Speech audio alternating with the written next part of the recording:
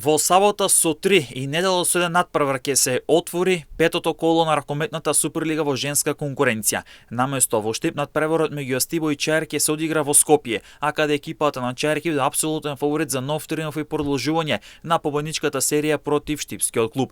Натпреварот се игра во спортската сала 7 март во Скопје со почеток од 16 часот. Дербито на колото се игра во автокоманда меѓу Металург автокоманда и актуелниот шампион Ѓорче Петров.